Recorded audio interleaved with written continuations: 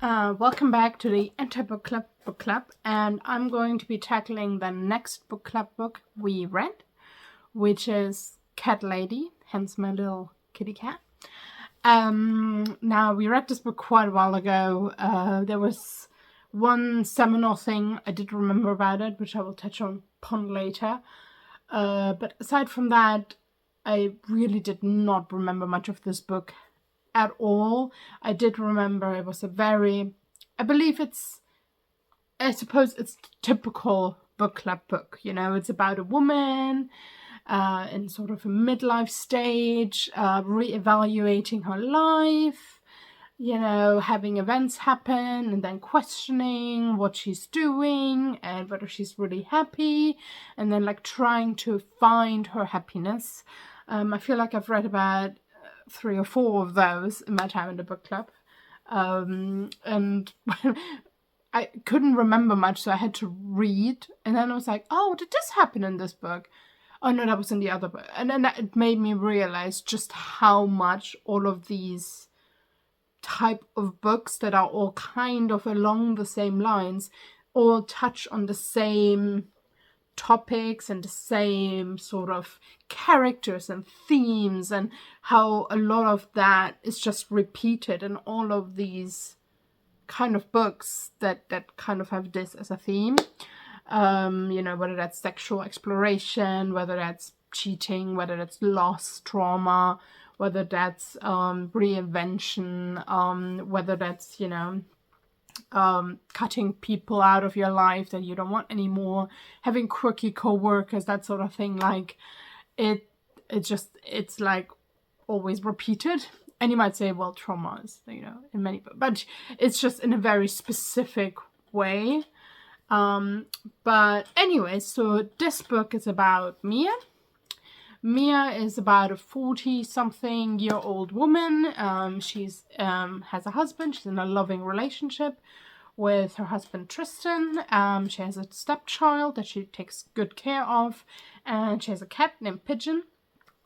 And she basically lives like the perfect life. She's the perfect wife. She's the perfect mother to her stepson. She's a very successful businesswoman. She's an MD at a jewelry company, like a very small independent one. And it seems like she just has everything. She, you know, is successful, seemingly happy and things. And you kind of get to know a lot more about her in the first parts of the book, which is really nice because you really get a feel for her as a character, and you understand that she has this like outside view that people see, but that's actually not who Mia really is, and how Mia yearns for more freedom, how she's not entirely sure she wants to be married, and how you know, maybe her marriage isn't as perfect. They mentioned the fact that her and her husband, I think this was this book, sleep in separate beds, which personally to me, I used to find it really horrible. Like my parents sometimes do it because my father snores horribly, and I was like, you can't sleep in separate beds. But actually, as I'm getting older, I'm like, I totally get it, and I don't think we need to be so caught up in these like stereotypes of what a good relationship looks like. Like, some people have perfect relationships and they don't sleep in the same bed at night because they have very different schedules or whatever it might be. One might be a really light sleeper. I remember there was even an episode on the Gilmore Girls about this, and you know, it happens, you know, it's life. But anyway, so there are some moments already where it's like, oh, maybe she's not actually that happy. She really, really, really loves her cat Pigeon. Probably too much so from my point of view. Because the one thing I remember about this book was her, for some strange reason, thinking about what it would be like to put, I think it was peanut butter on her body, specifically her down there area, and have her cat lick it off. And I was like, sorry, We do not need the bestiality in this book. Just cut it out. Just cut it out. Does not need to be happening. Like, I don't need to read this. You don't need to write it. Just leave it out. Just leave it out. I believe you that she loves her cat without you putting that in there. Like, it was a moment where I was like, ew. And it almost made me not continue reading the book because it really put me off it. I was like, this is disgusting. I did finish reading the book because that's how I am. I'm in a book club, so I finished books. But I was like, and I did, when I was looking it up, read through some other reviews, and there were some other reviews who were also like, some of the sexual aspects in this book were a little bit uncomfortable, say the least. So yeah, so that happens, and basically what happens is Mia has her perfect life, but then something happens. I won't say what. I will do a spoiler section later, and it causes her to reevaluate her life and think about whether this is really the life she wants to be living. I had to take some more notes. She is very much the sort of almost typical. Somebody in one of the reviews said she's like a Disney main character. You know, her mother's dead, and her father is sort of estranged from her, so she has all that trauma to deal with. And I think the nice thing about this book, and what I liked about this book, was that it kind of was almost an attempt to reclaim the term Catlady, because obviously people call a cat lady like, oh, you know, you're gonna be a cat lady and live alone with all your cats. And I think Dawn Porter, she wrote this book years ago, was already like saying, hey, so what if I'm a crazy cat lady? That's just who I am. So I think that was quite nice, and to show that Mia is like, she's a little bit of a quirky character, and that's all right. And I know that nowadays the movement is much stronger of women being like, yeah, you are competing with my cat and you are losing. Or, you know, the memes going around where it's like a man being like, are you gonna be alone with your cats? And then the woman is like, don't threaten me with a good time. So, and as a pet owner myself, like, I love my husband. I don't want to be without my husband, but at the same time, if he was to pass away, or if something was to happen, I think I would be perfectly alright just on my own with animals, you know? So I certainly believe that, you know, Catlady should be reclaimed as something that's actually quite empowering, and not something that's an insult or, you know, a derogatory remark of some reason. Right. So, what I will say, oh yeah, I will do my whole rating now, and then I'll do the spoiler section. So I rated this, I believe, at number 3. I wasn't a huge fan of it. There were some bits in it where I was like, what is this even about?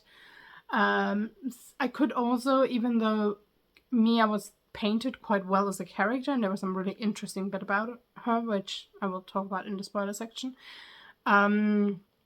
I couldn't really ever emotionally connect with her. I didn't feel for her whenever something bad happened to her, or whether something good happened to her. I just kind of felt like, okay, you know, like, there's just some bits that were a little bit weird. There was, for example, she has a black employee, and there's a whole bit about her. And from what I remember, it's quite white savory. And as an anti-racist person, I was like, it felt a little bit uncomfortable, maybe even a bit stilted in putting it in there. Like, it was put in there because that's what you need to put into your book nowadays. And her sister actually fosters children, and that was almost, yeah, it was also not treated that well, and Mia didn't really have a very positive view of it, and it was almost like, why are you doing this? And her sister was doing an amazing thing, taking care of some very difficult young children, but that wasn't really acknowledged. It was more like, why are you doing this? Like, you're real kids are suffering because of this. So that was very interesting. So yeah, all in all, I gave it about a 3. I think also partially it was very predictable. Like I said, these kind of novels just have certain beats to hit, and it hit all of them. It was quite funny. I do agree with that. It was really humorous in parts. Though I might not have found it as humorous as other people have found it. But yeah, so I give it 3 stars. And now I'm gonna do a little spoiler section to talk a little bit about, you know, the bits that happen, why Mia changes her life and all of that. Right, so let me talk you through a little bit about those massive life events that are happening to Mia. So as I mentioned, Mia is seemingly quite happily married to her husband Tristan. There is an ex-wife in the picture because she's obviously the mother of her stepson. And at one point, relatively early on in the book, Mia receives a phone call from her husband, but it was very much a butt dial, and she hears her husband have sex with his ex-wife in their house. And that very much is a cataclysmic event to kind of set everything unrolling.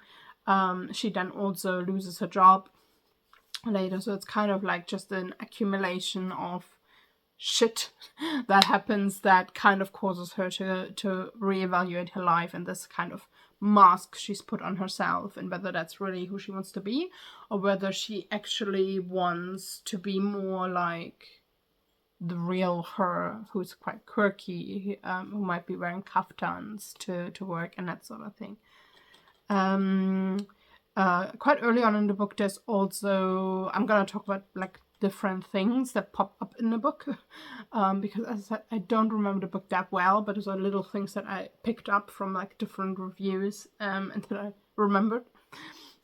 So quite early on in the book, she also attends a pet bereavement group, even though her cat is very much alive, and that I actually found really interesting as a concept. Because obviously there are people who go to bereavement groups who have not suffered bereavement because they're looking for something, because either they're afraid of loss or because they're looking for belonging.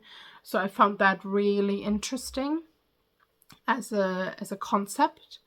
And I disliked it a little bit because it was played a little bit for laughs, and as a pet owner myself, losing my pets is my pets are everything to me, and if I was to lose one of them, I would literally be distraught, and I would probably want a pet bereavement group.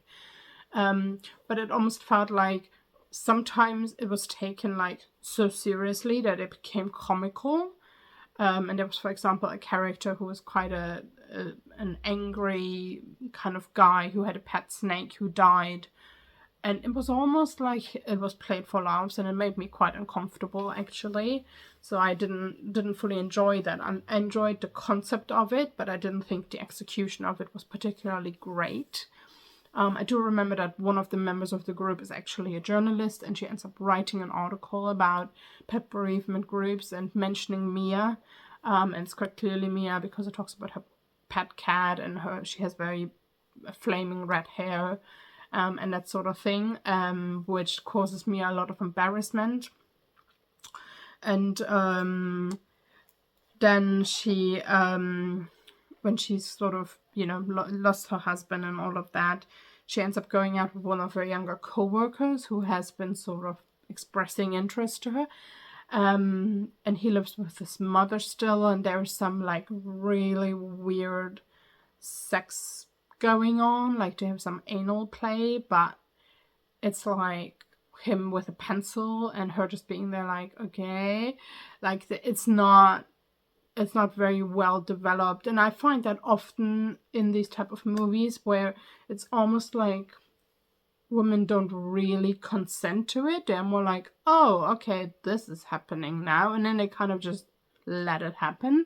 And I personally find that quite damaging, because as a woman you should give enthusiastic consent to things that happen and not just be like, sure, if that's what you want to do, and like And I mean, there is a way to spin it where maybe she's feeling very vulnerable on things and maybe agreeing to things that she wouldn't normally agree to. And I've read novels where that's done so well. But it just always kind of feels like these women are just like, okay, I've lost my husband, I'll do some, sexual exploration and go with things that I'm not really fully... Like, it just feels really icky to me, and I'm not a huge fan of it. And yeah, I just think it needs to just leave. It should always be enthusiastic consent. And if as a woman you want to explore those sides of things, like, yes, do it, but it needs to be more like, yes, actually I've always been interested in that, and maybe in my previous relationship I couldn't do it, so yes, let's explore it. Not like, you want to do what? Okay. Like, no, that's not right. And it often feels to me also like the men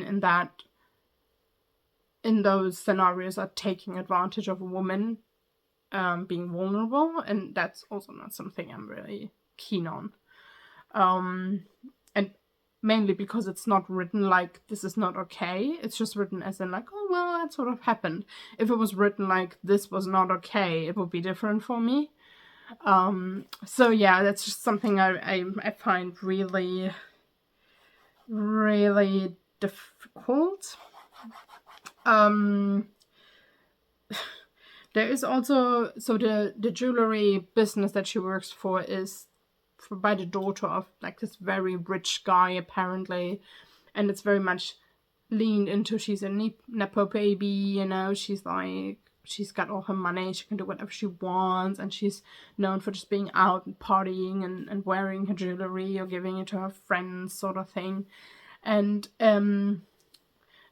it felt very surface level, and there is a bit of a moment later on where they realize that she's not actually that shallow, if that makes sense. But I almost feel like if you're working with her all the time, you should have maybe already like gotten some of that.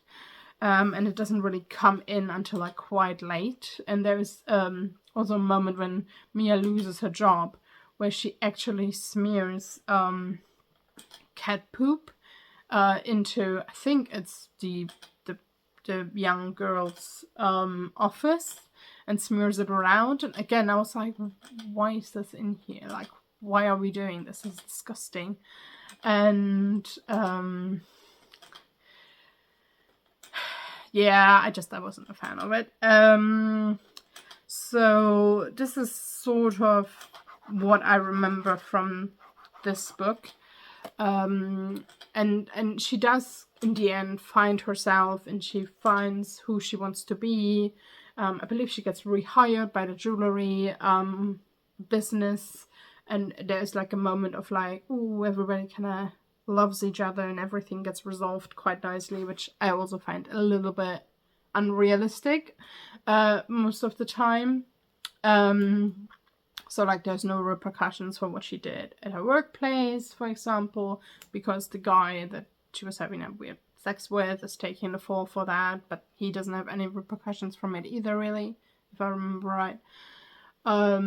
So yeah, it just feels a little bit very like I said, like very like hitting all the beats that it should be hitting, and it just did not, it wasn't that exciting for me. And yeah, do people really hate cats so much? Because that seems to be a thing in this novel, where it's like people absolutely hate cats. But yes, Frigidito and I are asking, sorry, my husband came in. Asking, do people really hate cats so much? Do people really hate pet owners so much? Because, I mean, look at this face. Look at this little face. How could you not love something like that? It's not true. It's fake. So I did not buy the premise of the book. But yeah, all in all, it's a 3-star read. I would say read it if you're interested. It does have some weird bits in it, but many books do. It is relatively funny. It's probably one of the better books I've read that are like the middle age kind of thing. But yeah, I didn't really care for it that much, I'm afraid.